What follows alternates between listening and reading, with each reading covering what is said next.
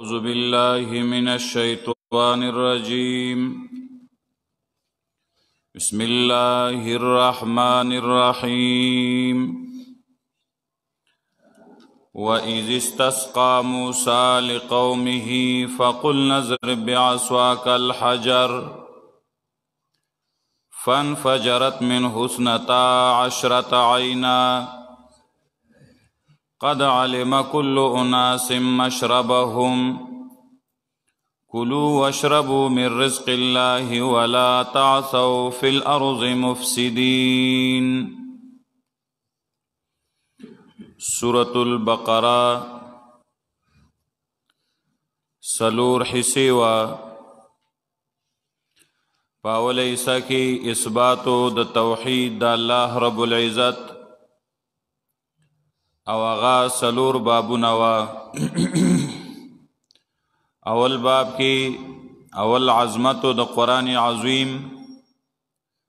بیا د درې ډلو بیانو منعوم علیهم مغضوب علیهم او ضالین،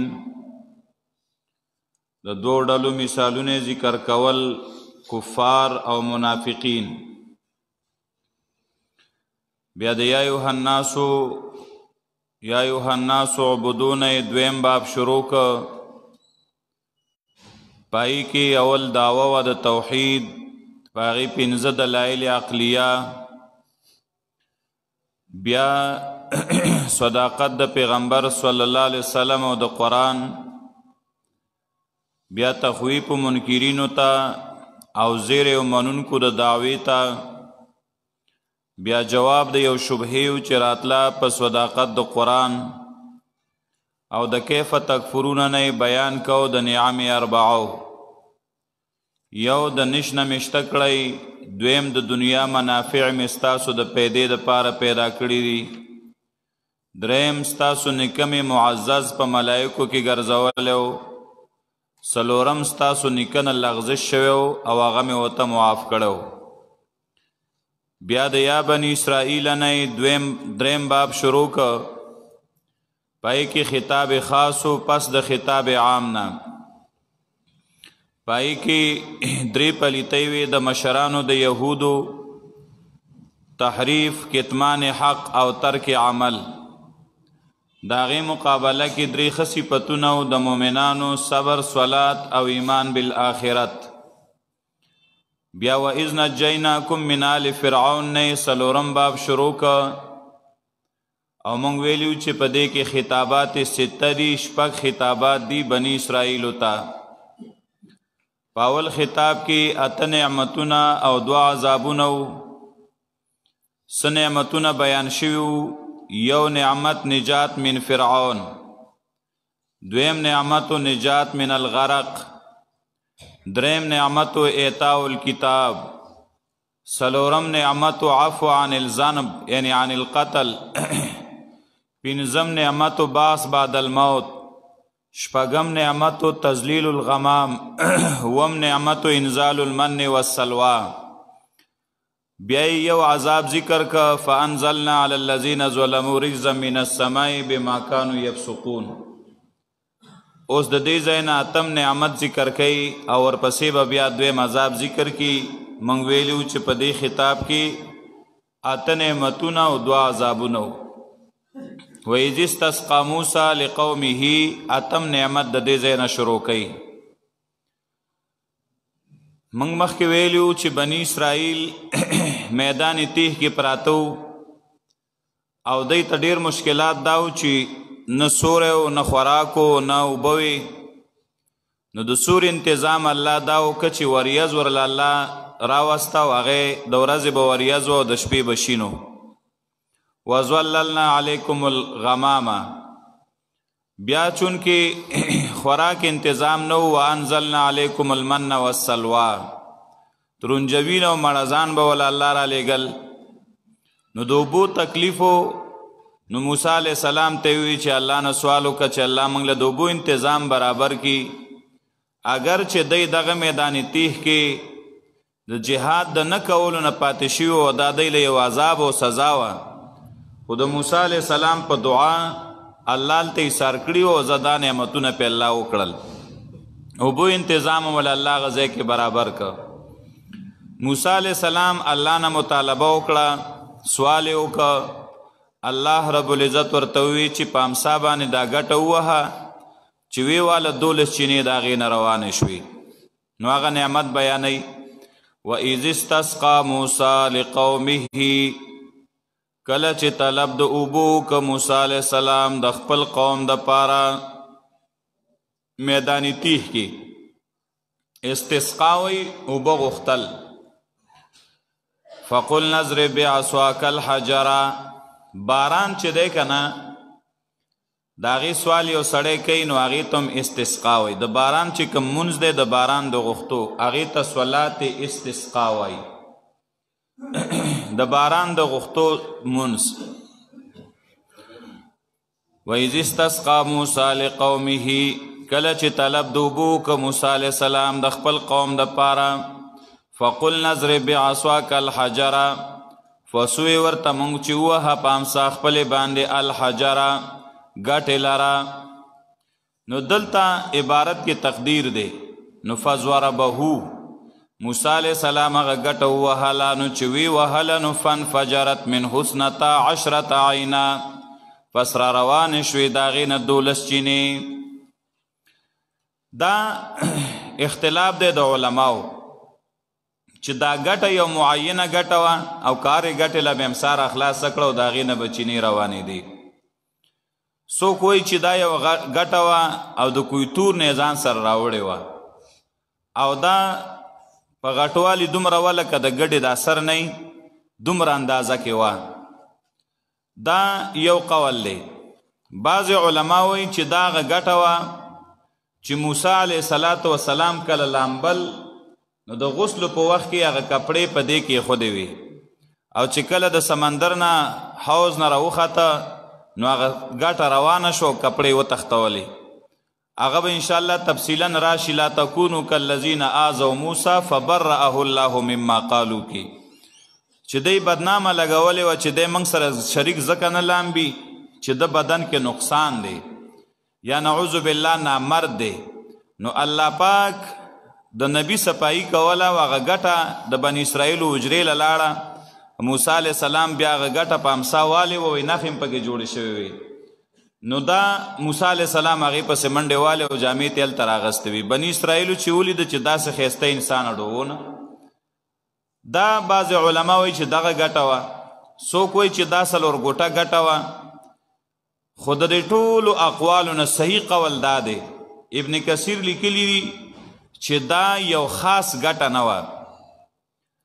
او بیا وی وهذا هو الازهر فی المعجزه، دا چې خاص ګټه نشي نو دا بیا ډیره ښکاره معجزه شوه. ولی ځکه چې الله ورته وی ګټه ووهه نو یوه ګټه ګرځول خو ډیر ګران دي چې هغه به ځان سره ګرځې او خامخا سپیشل به یې وړې راوړې.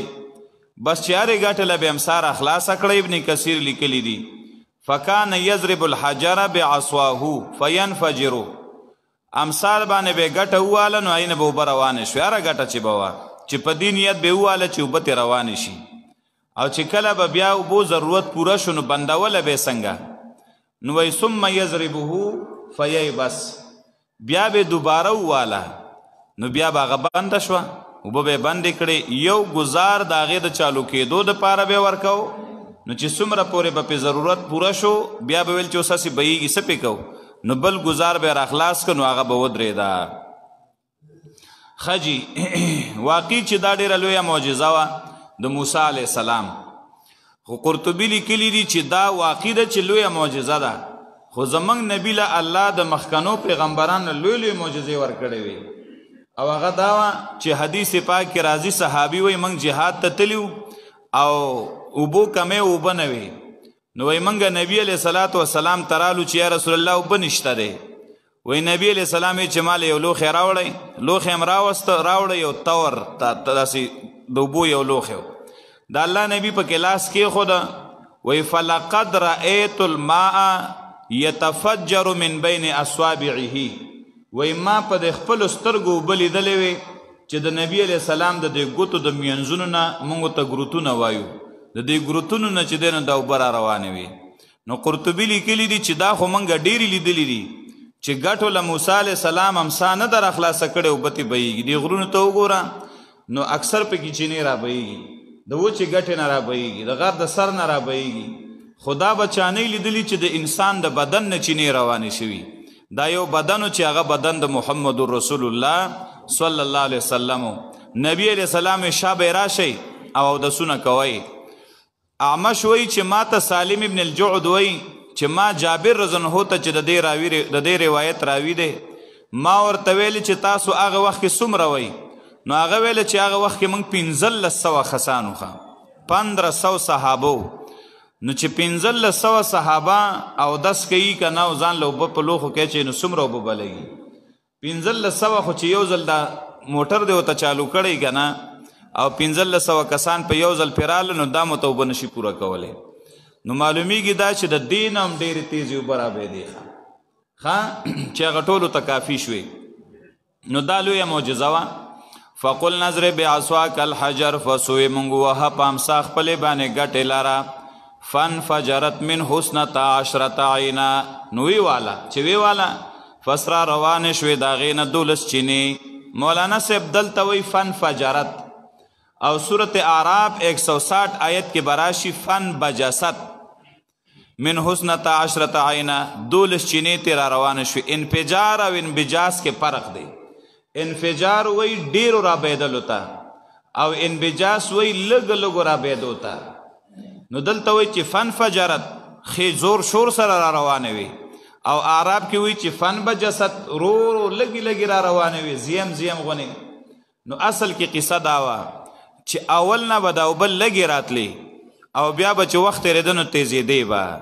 نو دلته وسط د واقعي بیانوي نو فن فجرت او هلته ابتدا د واقعي بیانوي نو فن بجست او دې کې څه حکمت اول نه خو ته ورخونه مرخونه او لختي مختي برابر نه وي که نه نو که د اول نه ډېري نو کنټرولول ګراني نو چې دوی به خپل لختې ځان له برابر که نو فن فجرت او چې لختې به نو برابر کنه نو فن بجست اوس پوه شئ په مطلب باندې فن فجرت من حسنة عشرة عینا فسرا روانې شوې د هغې نه 12 چینې قد علم کل او دا 12 ولې وي خو یو وله ډېره وه که نه یوه خو ډېره وه خو هغه بن اسرائیل و که نه پښتنو نه یو 2 ګوتې هغې سیوا و ښه بیا به دا لانجې وي چې تا مخکې وڅکلی او ما وروسته وڅکلی او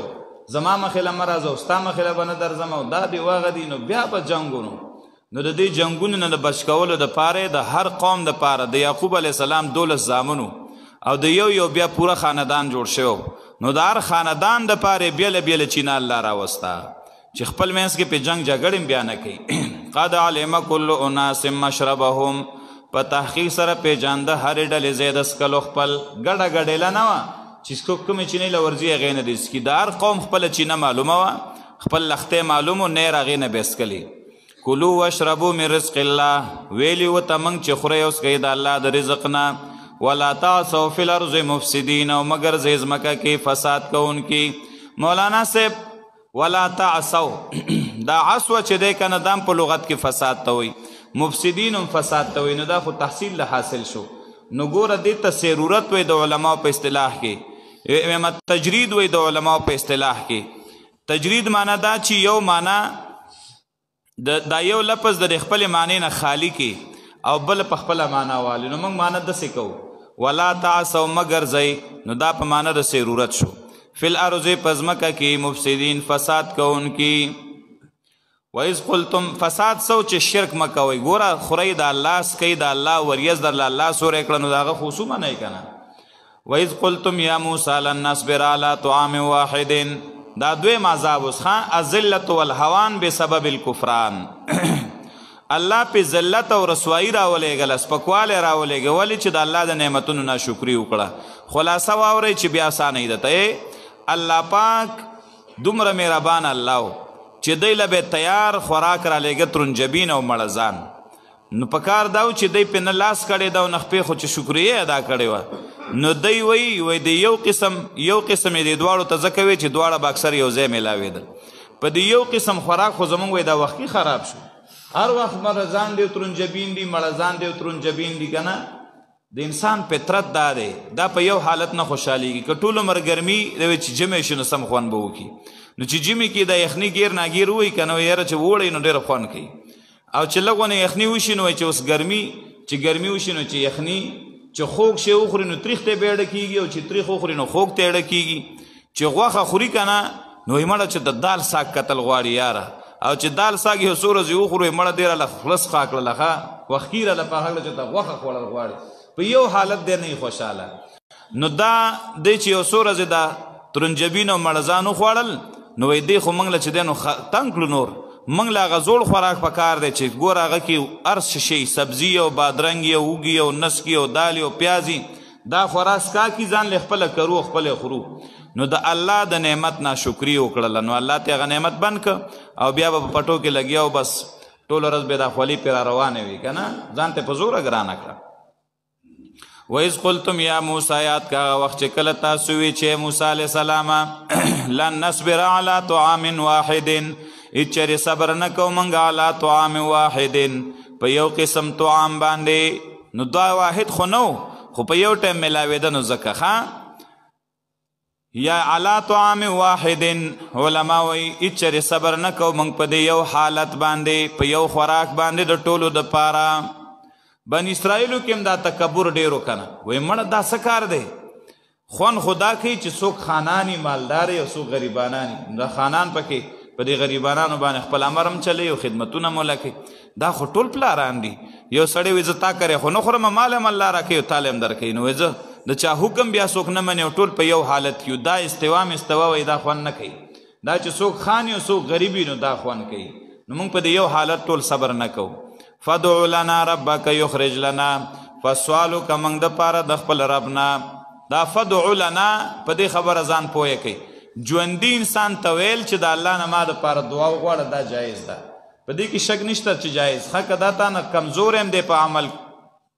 هم جایز ده او که تا نه اوچت دی هم جایز ده خو مړي ته وی چې ما له وغواړه نو دا شرک دی ځکه هغه ځان له غریب نشي ستانه نه دی خبر نو تاله به څه وغواړي فدعو لنا ربک پس سوالو که موږ دپاره د خپل رب نه یخرج لنا چې راوباسي موږ لره مما تنبت الارض د هغې نه چې رازرغونوي ځمکه من بقلها د تلکارۍ د هغې نه وقصایها او د بادرنګو د هغې نه وفومها فوم یو معنی اوږه دویمه معنی فومها د غنمو د هغې نه وعدسها او د نسکو د هغې نه وبصلها او د پیازو د هغې نه دا سبزیانې مبزیانې تلکاریانې یادولې قال نو معنی دا خوراکونه پکار دي قال وی موسی علیه السلام تستبدلون الذي هو ادنا آیا تاسو غواړئ طلب د بدلولو کوئ د هغې شي چې هغه کمزوری دی بیکاره دی په اعتبار د مرتبې سره بالذي هو خیر په هغې شي سره چې هغه دی غوره ښه اوس ترونجبین او مړزان درته میلاویږي او تاسو هغه پرېږدئ او دا دال ساګ غواړئ دا څه کوئ دی ویل نه بس یره جي دا زموږ خوښه ده وایي ښځه چې غواړئ نو اهبطو مصرا کوشئ مصران نکیری راوړه خاص یو ښار ته نه دی مراد یعنی چې دی نو یو ښار ته هر یو چی فإن لکم ما سألتم میدان تیح نه راووتل یقینا وي به تاسو دپاره هغه چې تاسو یې غواړئ او میدان تیح خو داسې یو ځای و که نه چې پهې کې بس لاندې ځمکه او پاس اسمانو نه پکې چرته ونه وه نه پکې فصل کېده نه پکې بل څه کېدل دا دی ځکه ویل چې موږ د دې ځای نه وځو فإن لکم ما سألتم یقینا وي به تاسو دپاره هغه چې تاسو یې غواړئ وضربت علیهم الذلة والمسکنه دا اوس هغه دویم عذاب ته اشاره کوي ووهلی شو په دی باندې مهر د ذلت والمسکنتو خواري مولانا صاحب ذلت او مسکنه کې څه فرق دی ذلت ویلی کېږي الفقر فی الباطن او مسکنه الفقر فی الظاهر ته دا ظاهر هم وږی شو او محتاج شو باطن هم محتاج شو ظاهر کې ذلت شو باطن کې ذلت شو وباءوا بغضب من الله او وخت شو دی په غضب د الله باندې ذالک بانهم دا ځکه یقینا دی چې کانو یکفرون بآیات الله چې کفر به کو په آیاتونو د الله ویقتلون النبیین بغیر الحق وجلب پیغمبران به جرمان د الله احکاماتو نه انکار کو او هغه خلق چې هغه د پیغمبرانو پاک خلقونو هغه دی وجل په دنیا کې دومره پیغمبران یو قوم هم نه دی شهیدان کړي څومره چې بني اسرائیلو وجلو خان الله بغیر الحق بے جرمه اس جرم داغې نو ذالک بما عصوا دا په سبب داغې چې دی نافرماني کوله وکانو یعتدون و دی یعتدون زیاتې کوونکي زیاتې به کو ذالک بانهم کانوا یکفرون بآیات الله دا ځکه دی چې ونو کفر به کو په آیتونو د الله باندې ویقتلون النبیین بغیر الحق او وجل به پیغمبران به جرمه ذالک الله و دا عذاب مې ورکه بما عصوا وکانو یعتدون په سبب داغې چې دی نافرماني کوله او دی زیاتې کوونکي عصیان او اعتدا دواړه ګناهونه دي خو عصیان او اعتدا کې فرق دی عصیان فی حقوق الله او اعتدا فی حقوق العباد دا الله په حق کې به هم کمې کو دا الله احکامات نه پوره کول دا الله مخلوق هم تیور کې ولاړو یو بل سره به ظلمونه او زیاتیم کول ان الذين آمنوا والذين هادوا والنصارى والصابئين اوس دا تتمه د خطاب ده او پدې کې ترغیب د ایمان ته او اعمال صالحو ته ان الذين يقيننا کسان آمنو چې ایمان راوړل دي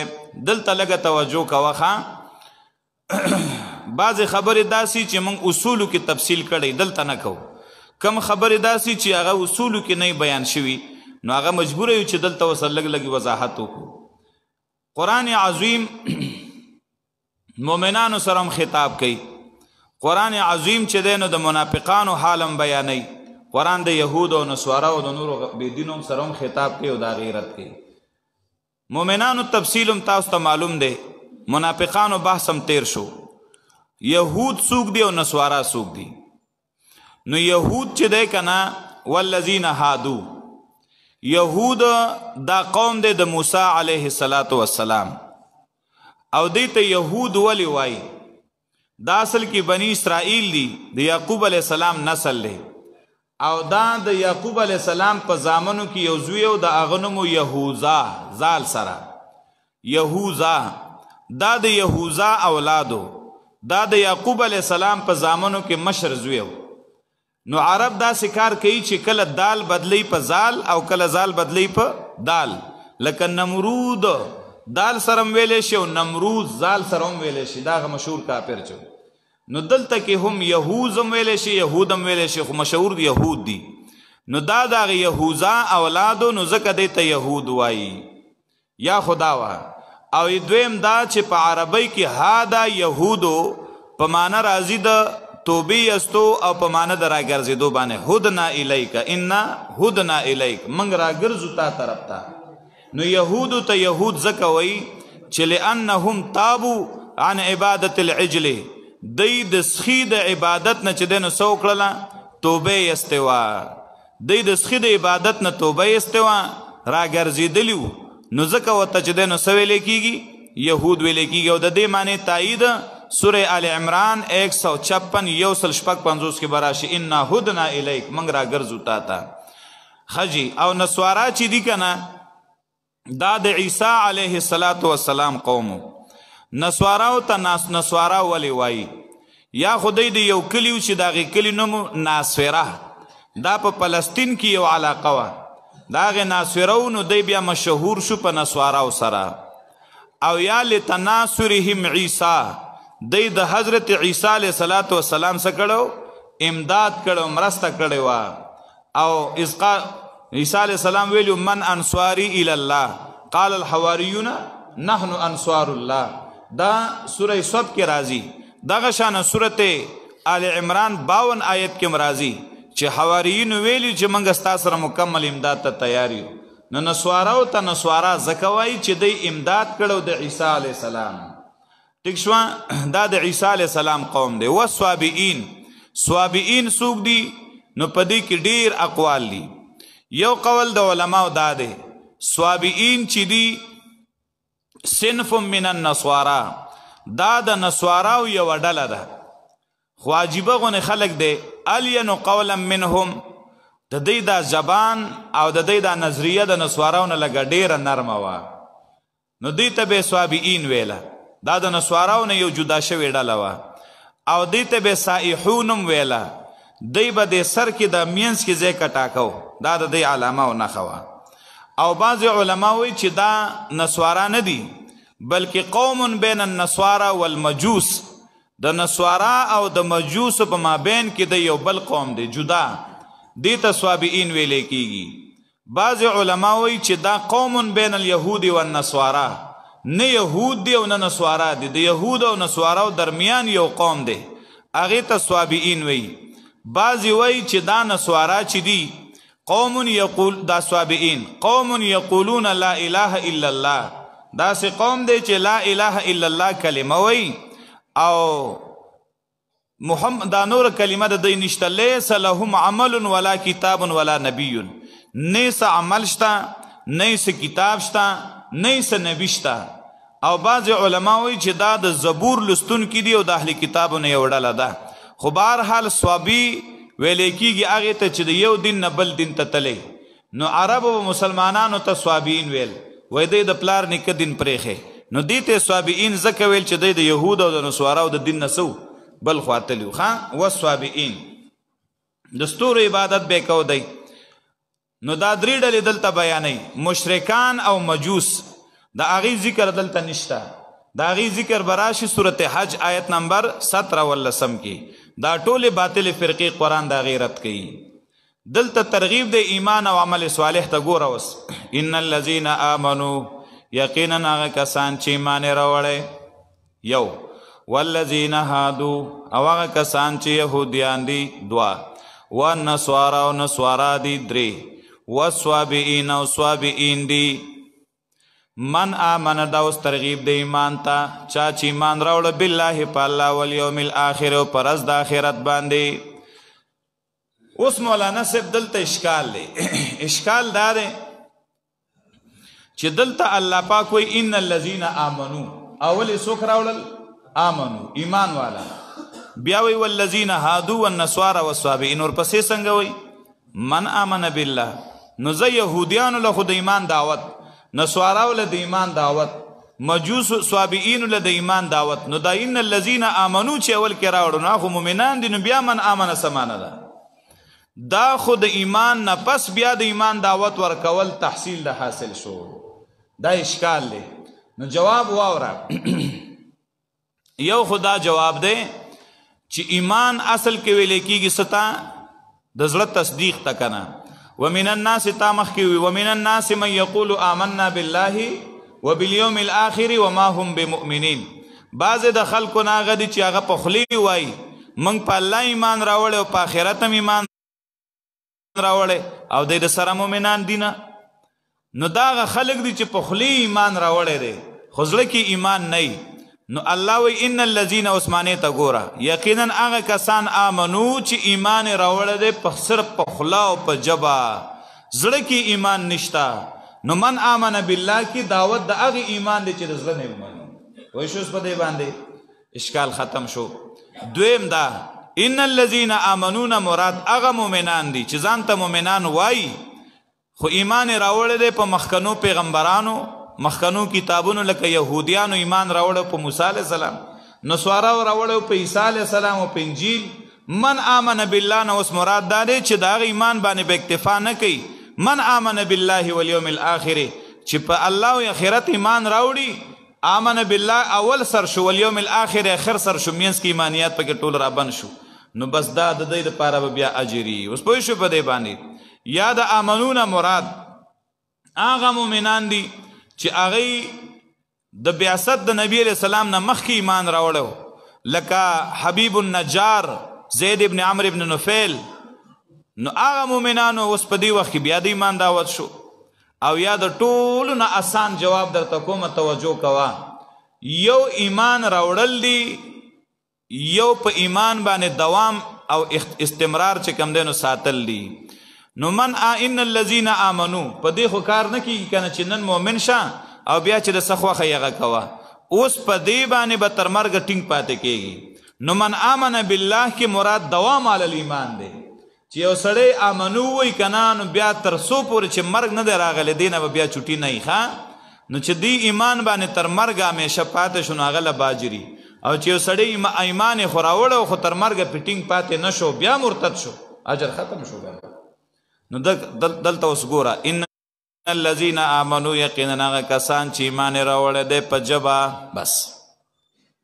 یا ایمان یې راوړی دی خو وروستو من آمنه کې به بیا دوام ته اشاره شي والذین هادوا هغه کسان چې یهودیان دي والنصارا او نصارا دي